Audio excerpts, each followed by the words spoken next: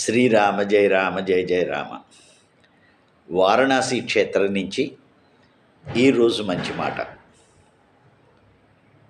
ఇతరులతో పోల్చుకోవటం, ఇతరుల నుంచి ఆశించటం, ఈ రెండూ గనక మానేస్తే మన జీవితంలో సమస్యలు తీరిపోయినట్టే. సాధారణంగా మనకు వచ్చేటువంటి మెయిన్ సమస్య ఏమిటంటే ఇతరులతో పోల్చుకోవటం. నాకు స్కూటర్ మాత్రమే ఉంది, వాళ్ళ కారు ఉంది కూడా అనుకుంటేనే దిగులు మొదలవుతుంది.